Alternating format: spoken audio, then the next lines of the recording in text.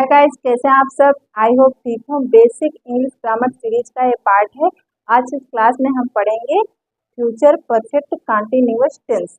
Future perfect continuous tense के बारे में हम आज इस क्लास में चर्चा करेंगे। आज इस क्लास में हम पढ़ेंगे। तो इससे पहले हम पढ़ा चुके थे पास्ट परफेक्ट कंटीन्यूअस टेंस के बारे में, और उससे पहले वाली क्लास में हम बताए थे आपको प्रेजेंट परफेक्ट कंटीन्यूअस टेंस के बारे में। जैसा कि हर टेंस को हम बहुत ही डिटेल से कवर कर रहे हैं। हर टेंस को, तीनों टेंस में हम जितने भी टेंस होते हैं, चाहे पास्ट परफेक्ट टेंस हो, पास्ट परफेक्ट कंटीन्यूअस टेंस हो या सिंपल टेंस हो, इन सब को बहुत ही डिटेल से हम कवर करते आए हैं। आज लास्ट है फ्यूचर परफेक्ट कंटीन्यूअस टेंस के बारे में। आज का जो क्लास है बहुत ही ईजी है, बस थोड़ा सा आप ध्यान देंगे तो आपको आज फ्यूचर परफेक्ट कंटीन्यूअस टेंस बहुत ही अच्छे से समझ में आने वाला है। और गाइस, क्लास में आगे बढ़ने से पहले आपको रिमाइंड कराना चाहते हैं कि जो भी इस सीरीज का एक भी पार्ट मिस कर दिया हो, एक भी क्लास मिस कर दिया हो, तो प्लेलिस्ट में सारी क्लासेस ऐड है, वहां से जा करके आप एक एक करके सारी क्लासेस देख सकते हैं और बहुत ही बेहतर तरीके से इंग्लिश सीख सकते हैं। तो चलिए आज की क्लास की शुरुआत करते हैं। शुरुआत करने से पहले आपसे कहना चाहेंगे कि आप वीडियो के अंत तक, इस क्लास के अंत तक जरूर बने रहिएगा, क्योंकि अगर एक भी पॉइंट मिस हो गया तो आप गलत तरीके से सही ट्रांसलेशन नहीं कर पाएंगे, आपका ट्रांसलेशन गलत हो जाएगा। तो चलिए आज की क्लास की शुरुआत करते हैं। आज इस क्लास में हम सीखेंगे कि फ्यूचर परफेक्ट कंटीन्यूअस टेंस कहते किसको हैं, किस किस पॉइंट में फ्यूचर परफेक्ट टेंस का यूज होता है। एग्जाम्पल के साथ हम प्रैक्टिस भी करेंगे कि कैसे फ्यूचर परफेक्ट कंटीन्यूअस टेंस का जो ट्रांसलेशन उसको हम कैसे करते हैं। आज इस क्लास में हम सीखेंगे सिंस और फॉर का यूज। आज इस क्लास में सीखेंगे हम कॉन्टेक्शन फॉर्म का यूज, और एग्जाम्पल की सहायता से बहुत सारी प्रैक्टिस करने वाले हैं। तो चलिए आज की क्लास की शुरुआत करते हैं। Let's begin. देखिए, फ्यूचर परफेक्ट कंटीन्यूअस टेंस को फ्यूचर परफेक्ट प्रोग्रेसिव टेंस भी कहते हैं। तो आप नाम से कंफ्यूज मत होइएगा, क्योंकि नाम से बहुत सारे लोग कंफ्यूज हो जाते हैं और गलत ट्रांसलेशन कर देते हैं। तो जैसे पास्ट परफेक्ट कंटीन्यूअस टेंस जो था, उसका भी पास्ट परफेक्ट प्रोग्रेसिव टेंस, और ऐसे प्रेजेंट परफेक्ट कंटीन्यूअस टेंस जो था, उसका भी पास्ट परफेक्ट प्रोग्रेसिव टेंस था। उसी प्रकार फ्यूचर परफेक्ट कंटीन्यूअस टेंस का भी दूसरा नाम है future perfect progressive tense. Future perfect progressive tense, तो इसके दो नाम है, आप दोनों नाम याद रखिएगा ताकि आपको कोई कंफ्यूजन ना हो। आगे चलते हैं। आगे हम किसी भी टेंस को पढ़ने से पहले हम क्या पढ़ते हैं? सबसे पहले हम उसकी पहचान को पढ़ते हैं।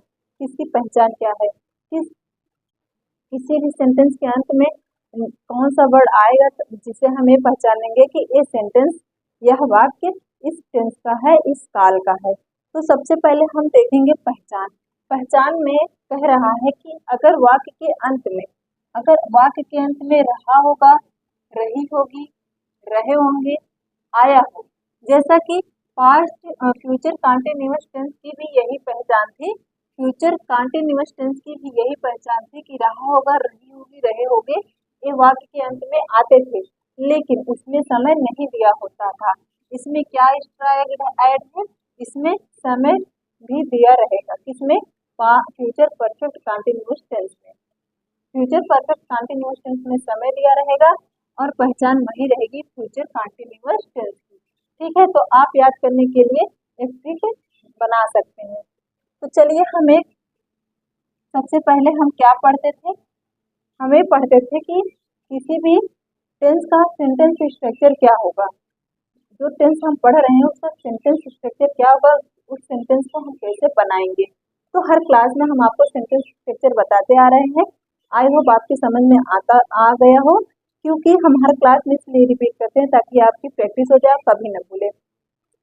तो आप खुद से भी और सेंटेंसेस बनाइएगा। सेंटेंस स्ट्रक्चर में हम आपको थोड़ा सा बता दें कि हर टेंस का सेंटेंस स्ट्रक्चर सेम रहता है, बस उसमें परिवर्तन क्या होता है कि उसमें उसकी टेंस के अनुसार हेल्पिंग वर्ब और मेन वर्ब चेंज हो जाती है, बाकी सेंटेंस स्ट्रक्चर सेम रहता है। तो चलिए आज इस क्लास की सेंटेंस स्ट्रक्चर हम देख लेते हैं। फ्यूचर परफेक्ट प्रोग्रेसिव टेंस की सेंटेंस स्ट्रक्चर क्या कहता है?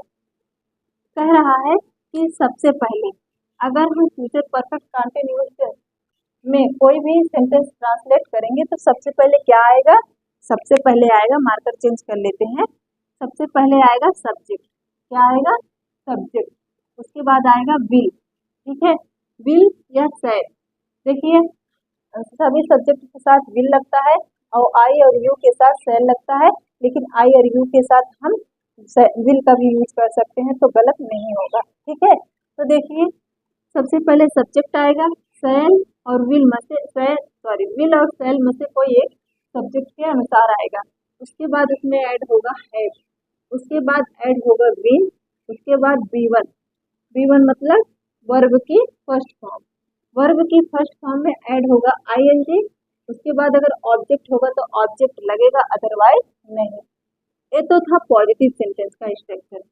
अब दूसरा सेंटेंस क्या है? Negative sentence. देख लेते हैं निगेटिव सेंटेंस का स्ट्रक्चर क्या होता है। तो सबसे पहले कुछ नहीं करना है, स्ट्रक्चर सेम रहेगा, बस शैल और हैव के बीच में नॉट आ जाएगा। विल हैव, विल और शैल, विल या शैल, फिर उसके नॉट, इसके बाद हैव। तो देखिए कैसे, सबसे पहले आएगा सब्जेक्ट, उसके बाद आएगा विल, उसके बाद आएगा शैल, विल या शैल में से कोई एक आएगा सब्जेक्ट के अनुसार, उसके बाद आएगा नॉट। तो विल या शैल और हैव के बीच में आ जाएगा नॉट।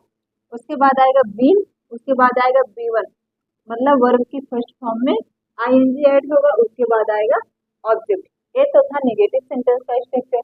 आगे देख लेते हैं इंटरोगेटिव सेंटेंस का स्ट्रक्चर। जैसा कि इंटरोगेटिव सेंटेंस हम आपको बताए थे दो तरीके के होते हैं।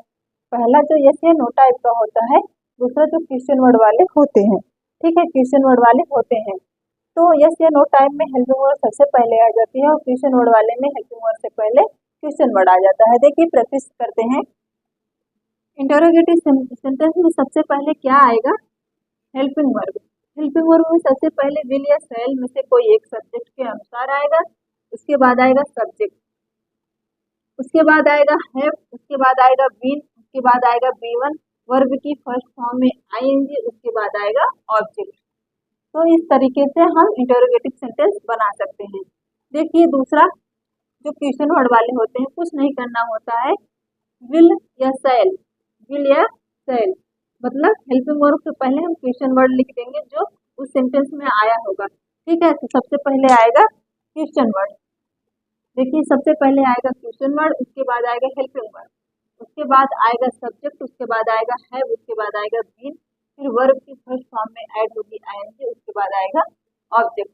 इस प्रकार इंटरोगेटिव सेंटेंस के दो तरीके के सेंटेंस बनते थे हम बता दिए। अगला है हमारा इंटरोगेटिव नेगेटिव सेंटेंस किसे कहते हैं, जो जिसमें प्रश्न भी पूछा जाए, जिसमें नहीं भी दिया हो, तो उसे इंटरोगेटिव नेगेटिव सेंटेंस कहते हैं। देखिए सबसे पहले इंटरोगेटिव नेगेटिव सेंटेंस में आ जाएगा हेल्पिंग वर्ब, सबसे पहले आएगी हेल्पिंग वर्ब, उसके बाद आएगा सब्जेक्ट, उसके बाद आएगा नॉट, उसके बाद आएगा हैव, फिर उसके बाद आएगा बीन। तो सब्जेक्ट और हैव के बीन में आ जाएगा नॉट, उसके बाद आएगा वर्ब की फर्स्ट फॉर्म में आईएनजी, उसके बाद आएगा ऑब्जेक्ट, अगर होगा तो आएगा, नहीं तो कोई बात नहीं। तो इस प्रकार हम सेंटेंस स्ट्रक्चर देख लिए। इसी चारों सेंटेंस स्ट्रक्चर पर हम सारे सेंटेंस को ट्रांसलेट करते हैं और सारे टेंस में सेंटेंस स्ट्रक्चर सेम होते हैं, बस सब्जेक्ट के अनुसार, टेंस के अनुसार वर्ब और हेल्पिंग वर्ब और मेन वर्ब चेंज हो जाती है। तो इसी तरह तुरंत हम देख लेते हैं कि सिंस और फॉर का यूज कहाँ होता है। तो सिंस निश्चित समय के लिए होता है, फॉर अनिश्चित समय के लिए होता है, हम आपको बताए थे। जैसे since 2021 for a point in time, किसी टाइम पॉइंट को बताने के लिए, टाइम के किसी पॉइंट को बताने के लिए हम किसका यूज करते हैं? सिंस का यूज करते हैं। जैसे 2021। अब देखिए फॉर का यूज कहाँ करते हैं? फॉर 2 आवर्स, जैसे for a period of time, for a period of time, या आप कह सकते हैं कि ड्यूरेशन बताने के लिए, मतलब अनिश्चित समय के लिए हम फॉर का यूज करते हैं जब कोई पीरियड टाइम या कोई ड्यूरेशन बताया जाता है। जैसे 2 आवर्स, फॉर, इसको कैसे लिखेंगे? फॉर 2 आवर्स, ठीक है। ये था हमारा सिंस और फॉर का यूज। सिंस निश्चित समय के लिए, फॉर अनिश्चित समय के लिए। 2021 2021 एक निश्चित समय है, 2 हावर्स एक अनिश्चित समय है। आई होप आपके समझ में आ रहा है। अब देख लेते हैं कि कॉन्ट्रेक्शन फॉर्म हम आपको बताए थे, 2 वर्ड को मिला के जब हम एक वर्ड बना देते हैं, उसको शॉर्ट कर देते हैं, उसी को कॉन्ट्रेक्शन फॉर्म कहते हैं। इसको कॉन्ट्रेक्शन फॉर्म सीखना इसलिए जरूरी है ताकि आप स्पोकन इंग्लिश में बहुत जल्दी बहुत क्विकली इंग्लिश बोल सकें। जब तक आप कॉन्ट्रेक्शन फॉर्म नहीं जानेंगे तब तक आप जल्दी और बहुत फ्लुएंटली इंग्लिश नहीं बोल पाएंगे। तो देखिए, सबसे पहले आई एपोस्ट्रॉफी डबल एल मतलब आई विल, यहाँ वी ई को रिमूव कर दिया गया है। वी और वी डब्ल्यू और वी ई का डब्ल्यू और ई को रिमूव कर दिया गया है। यहाँ पर देखिए डबल एल लिख दिया गया है।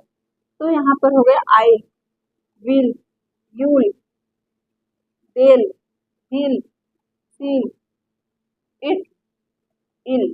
तो देखिए इट इल, यहाँ पर देखिए कैसे आप लिखेंगे, I have been, will have been, you'll have been, they'll have been, he'll have been, she'll have been, it have been.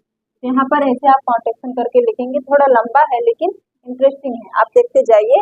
अब देखिए अगर नॉट रहेगा तो नॉट को कैसे लिखेंगे, नॉट को कैसे लिखेंगे, जिसे विल नॉट हैव, तो इसको कैसे लिखेंगे, ओंट हैव। यहाँ पर देखिए WON एपोस्ट्रॉफी T फिर है।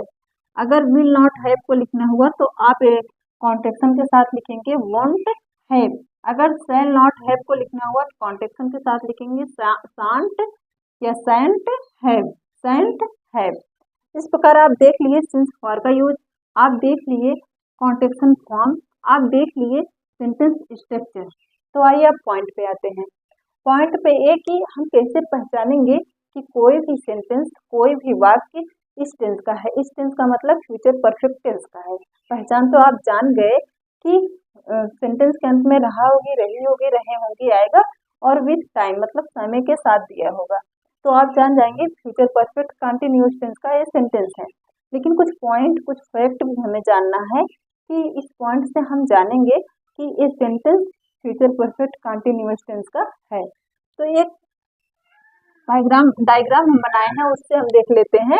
जैसे हम लिखे हैं पास्ट, प्रेजेंट, फ्यूचर, ठीक है। तो यहाँ पर 3 तरीके से इसका हम आप सबसे पहले बता दें कि पहचान ये है कि कोई भी काम फ्यूचर में किसी पॉइंट पर कंटिन्यू रहेगा। कोई भी काम फ्यूचर में किसी पॉइंट पे किसी समय पर कंटिन्यू रहेगा, नो मैटर कि वो कब शुरू हुआ हो, कि फ्यूचर में पास्ट में शुरू हुआ हो, कि प्रेजेंट में शुरू हुआ है, कि फ्यूचर में शुरू हुआ है। नो मैटर कि कब वो शुरू हुआ है, बस मैटर इतना करता है कि फ्यूचर में किसी पॉइंट पर किसी समय पर वो काम कंटिन्यू रहे। तो किस टेंस में होगा, फ्यूचर परफेक्ट कंटिन्यूअस टेंस में। तो देखिए कैसे, जैसे कोई काम पास्ट से शुरू होकर के प्रेजेंट से फ्यूचर में किसी पॉइंट पर कंटिन्यू है, किसी समय पर कंटिन्यू है। और दूसरा कि प्रेजेंट से शुरू होकर के फ्यूचर में किसी पॉइंट पर कंटिन्यू है, या कोई काम फ्यूचर में शुरू होकर के फ्यूचर में ही कंटिन्यू किसी समय पर है, समय दिया होगा, ठीक है, समय दिया होगा। तो इस प्रकार आप इससे जान गए कि हम 3 तरीके से समझ सकते हैं कि फ्यूचर परफेक्ट कंटिन्यूअस टेंस का प्रयोग कहाँ करेंगे। आगे देखते हैं, एग्जाम्पल से हम समझते हैं और प्रैक्टिस करते हैं। देखिए, जब तुम आओगे वो 2 घंटे से टीवी देख रही होगी। जब तुम आओगे तो 2 घंटे से कब आओगे कुछ नहीं पता है, लेकिन जब भी आप आओगे तो 2 घंटे से टीवी देख रही होगी। तो भविष्य में किसी समय पर, समय की बात की जा रही है, चाहे वो अनिश्चित समय ही हो, लेकिन समय की बात की जा रही है, किसी समय पर वो टीवी देख रही होगी। तो इसको हम किस टेंस में इसका ट्रांसलेशन करेंगे, इसका ट्रांसलेशन करेंगे फ्यूचर परफेक्ट कंटिन्यूअस टेंस में। तो देखिए कैसे इसको चलिए ट्रांसलेट करते हैं। She will have been waiting for TV for 2 hours by the time you arrive. यहाँ पर देखिए पॉजिटिव सेंटेंस है तो स्ट्रक्चर सेम है, स्ट्रक्चर फॉलो कर रहा है। सबसे पहले सब्जेक्ट आया, उसके बाद विल और शैल में से विल आया, उसके बाद आया हैव, उसके बाद आया बीन, उसके बाद आया वाच फर्स्ट फॉर्म है, उसमें ऐड हुआ आईएनजी वर्ब की फर्स्ट फॉर्म थी। उसके बाद फॉर क्यों आया, क्योंकि 2 आवर्स एक ड्यूरेशन एक पीरियड टाइम की बात कर रहा है जो अनिश्चित है, उसके लिए क्या यूज होगा फॉर, इसलिए फॉर आया। फॉर टीवी यहाँ पर फॉर के लिए है, यहाँ पर फॉर ड्यूरेशन बता रहा है, for 2 hours by the time you arrive A object है। इस प्रकार आप देख रहे हैं पॉजिटिव सेंटेंस का स्ट्रक्चर यहाँ पर फॉलो किया। ठीक है, अगला देख लेते हैं। अगला देखने से पहले हम पॉजिटिव सेंटेंस इसका बताएं, निगेटिव सेंटेंस देख लेते हैं। कुछ नहीं करना है, निगेटिव सेंटेंस में बता रहा है कि सेल विल या सेल के बाद नॉट आएगा, उसके बाद हैव बीन आएगी। तो देखिए सबसे पहले हम सब्जेक्ट लिखेंगे, फिर विल या सेल में से विल लिख देंगे। ठीक है, सब्जेक्ट के अनुसार, क्योंकि सी के साथ विल आता है। फिर हैव के बीच में हम क्या लगा देंगे, नॉट। ठीक है, नॉट अगर लगा दिए हम तो क्या बन गया, हमारा निगेटिव सेंटेंस बन गया।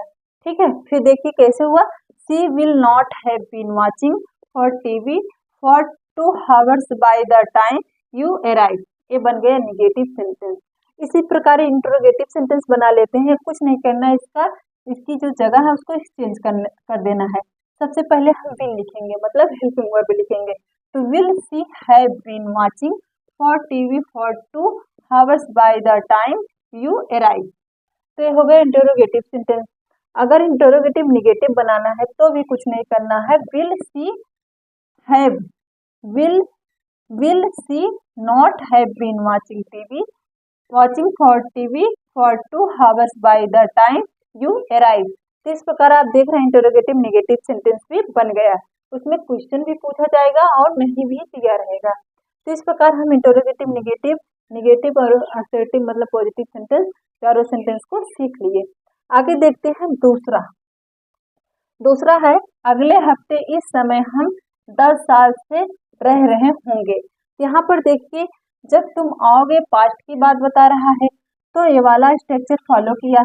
अगले हफ्ते इस समय हम 10 साल से रह रहे होंगे, तो इसमें प्रेजेंट का पॉइंट फॉलो करेगा। देखिए कैसे, एट दिस टाइम कह रहा अगले हफ्ते इस समय, अगले हफ्ते फ्यूचर की बात कर रहा, इस समय प्रेजेंट की बात कर रहा है ना। इस समय हम 10 साल से रह रहे होंगे, इस समय तो यहाँ प्रेजेंट से कोई काम स्टार्ट हुआ और फ्यूचर में किसी पॉइंट किसी समय पर कंटिन्यू हो रहा है, तो किस टेंस में होगा, फ्यूचर परफेक्ट कंटिन्यूअस टेंस में होगा। देखिए at this time next week have been living here for 10 years, कह रहा है अगले हफ्ते इस समय हम 10 साल से यहाँ रह रहे होंगे। अगले हफ्ते मतलब फ्यूचर की बात कर रहा है और इस समय मतलब प्रेजेंट की बात कर, प्रेजेंट में कोई काम शुरू होकर के हम आपसे बताए कि इसमें मैटर नहीं करता कि टाइम कब से काम शुरू हुआ, मैटर बस इतना करता है फ्यूचर में किसी पॉइंट या किसी समय पर काम कंटिन्यू रहेगा। तो यहाँ पर देखिए पास्ट से काम शुरू हुआ और फ्यूचर तक किसी पॉइंट पे कंटिन्यू था। यहाँ पर देखिए प्रेजेंट में काम शुरू हुआ, फ्यूचर में किसी 2 वीक मतलब किसी समय पर किसी पॉइंट पर कंटिन्यू है। देखिए at this time next week have been living here for 10 years, तो कह रहा है अगले हफ्ते इस समय हम 10 साल से रह रहे होंगे। अगला देखते हैं, मैं स्कूल जा रही हूँ, मैं 7 बजे से पढ़ रही होगी। ठीक है, मैं स्कूल जा रही हूँ, प्रेजेंट की बात कर रहा है, मैं 7 बजे से पढ़ रही होंगी, यहाँ फ्यूचर की बात कर रहा है। तो देखिए कैसे हम इसको बनाएंगे, आई एम गोइंग, इसको कॉन्टेक्शन में लिखे हैं इसलिए आई एम गोइंग कहेंगे। I am going to school, I have been studying by 7 o'clock, यहाँ आई इसलिए बोले आई और विल का कॉन्टेक्शन है, कॉन्टेक्शन फॉर्म भी यूज करना आप जान जाइए, ज़्यादा से ज़्यादा कॉन्टेक्शन फॉर्म यूज कीजिए ताकि आपको स्पोकन इंग्लिश में ज़्यादा प्रॉब्लम ना हो। आगे देखते हैं 4, जब आप रिटायर होंगे तब आपको काम करते समय कितना समय हो रहा होगा।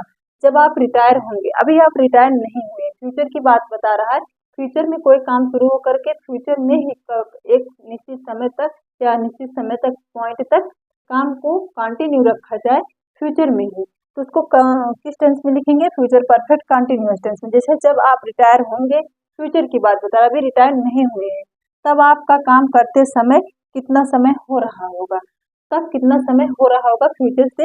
यहाँ फ्यूचर से कोई काम स्टार्ट हुआ, फ्यूचर तक, फ्यूचर से कोई काम स्टार्ट हुआ, फ्यूचर में किसी समय तक कंटिन्यू हो रहा है। तो देखिए, how long will you have been working when you retire. जब आप रिटायर होंगे तब आपको काम करते समय कितना समय हो रहा होगा। How long will you have been working when you retire. इस प्रकार हम देख लीजिए 4 एग्जाम्पल, आप प्रैक्टिस सीखिए। आप और भी सेंटेंस खुद से बनाइएगा ताकि आपकी प्रैक्टिस हो जाए। अगला देखते हैं, जब मैं रिटायर होगा तब मैं 35 मतलब 35 साल से काम कर रहा हूँगा। जब मैं रिटायर होऊंगा तब मैं 35 साल से काम कर रहा हूँगा। तो पास्ट की बात बता रहा है, लेकिन फ्यूचर में किसी पॉइंट की बात भी बता रहा है। देखिए, I will have been working for 35 years when I retire. तो देखिए यहाँ पर फॉर लगा क्योंकि एक अनिश्चित समय की बात बता रहा है। देखिए अगला हम देख लेते हैं, 1 फरवरी तक मैं 2 महीने से यात्रा कर रहा हूँगा। 1 फरवरी से, तो यह इसमें ये नहीं पता चला पास्ट की बात कर रहा, प्रेजेंट की बात कर रहा, लेकिन कर रहा है। मेन टॉपिक ये है, नो मैटर, मतलब कोई मैटर नहीं करता कि कब की बात कर रहा है, कब काम शुरू हुआ है। मैटर ये करता है कि फ्यूचर में किस टाइम, किस पॉइंट पे हो रहा है, किस टाइम पे हो रहा है। 1 फरवरी तक मैं 2 महीने से यात्रा कर रहा हूँगा। By February it's I will have been travelling for 2 month. ठीक है, आगे देख लेते हैं 7 कहता है, सीता उसकी 10 बजे से इंतजार कर रही होगी जब वो आएगा। उसकी नहीं होगा, उसका होगा। सीता उसका 10 बजे से इंतजार कर रही होगी जब वो आएगा। ठीक है, 10 बजे से इंतजार कर रही होगी। अब चाहे जिस टाइम से, चाहे जब कर रही हो, लेकिन एक टाइम पीरियड की बात बता रहा है, फ्यूचर में काम कंटिन्यू है। तो देखिए, Sita will have been waiting for him since 10 o'clock when he arrive. यहाँ पर सिंस लगा, क्यों लगा, क्योंकि ये एक निश्चित समय की 10 o'clock 10 बजे की बात बता रहा है, एक निश्चित समय की बात बता रहा है। तो इस प्रकार हम कितने एग्जाम्पल सीखे आज, बहुत सारे एग्जाम्पल सीखे, बहुत सारी प्रैक्टिस किए। तो आज की क्लास में एक बार हम रिकैप ले लेते हैं, बहुत क्विक रिवीजन ले लेते हैं। देखिए, फ्यूचर परफेक्ट टेंस को फ्यूचर परफेक्ट प्रोग्रेसिव टेंस भी कहते हैं।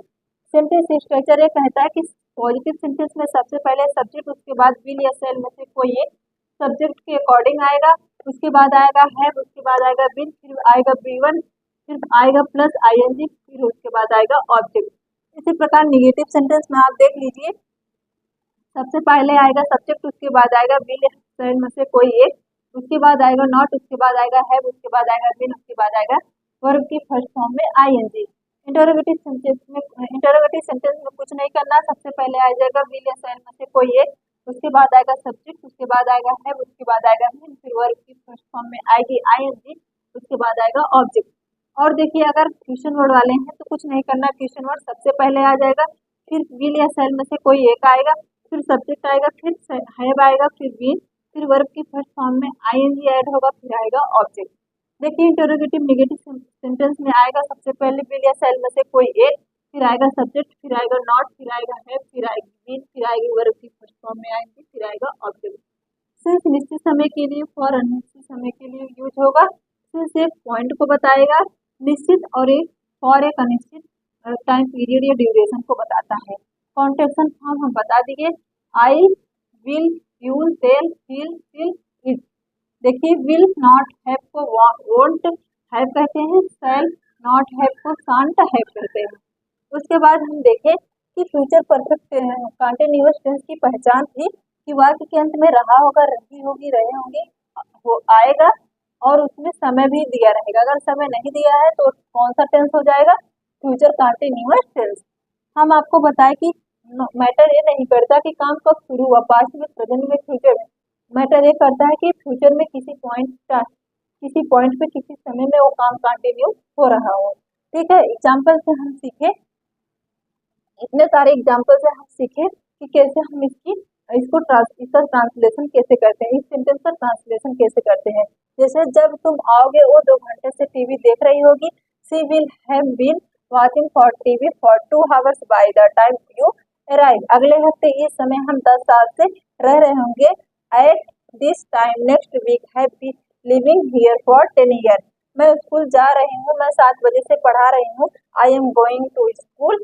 आई have been starting by 7 o'clock। जब आप रिटायर होंगे तब आपको काम करते समय कितना समय हो रहा होगा। How long will you have been working when you retire. देखिए यहाँ पर जब मैं रिटायर होऊंगा तब मैं 35 साल से काम कर रहा हूँगा। I will have been working for 35 years when I retire. 1 फरवरी तक मैं 2 महीने से यात्रा कर रहा हूँगा। By February 1 I will have been travelling for 2 months। Sita उसका 10 बजे से इंतजार कर रही होगी। Sita will have been waiting for him since 10 o'clock when he arrives. ठीक है, जब वो पहुंचेगी, जब वो आएगा। इस प्रकार आज की क्लास में हम क्या सीखे। आज की क्लास में हम present perfect future perfect continuous tense के बारे में सीखे। उसको ट्रांसलेट कैसे किया जाता है इसको सीखे, उसकी पहचान सीखे, सिंस और फॉर का यूज कैसे किया जाता है हम सीखे, और हम जाने कि कॉन्टेक्शन फॉर्म कैसे बनाया जाता है। सेंटेंस स्ट्रक्चर से हम जाने कि सेंटेंस को हम कैसे ट्रांसलेट करते हैं। तो आज जो क्लास में हम बहुत सारी चीजें सीखे। बहुत ही इजी क्लास था, बहुत ही इजी इजी टेंस है future perfect continuous tense. I hope आपके समझ में आया हो। अगर नहीं समझ में आया, कहीं भी कंफ्यूजन रह गई हो तो आप कमेंट करके पूछ सकते हैं। अगर वीडियो थोड़ी भी अच्छी लगी तो लाइक कीजिएगा, वरना आप डिसलाइक भी कर सकते हैं। आपका कमेंट हमारे लिए प्रेरणा का काम करता है, तो आप कमेंट जरूर कीजिएगा। तो चलिए मिलते हैं अगली क्लास में अगले नए टॉपिक के साथ। तब तक के लिए बी पॉजिटिव, बी हैप्पी।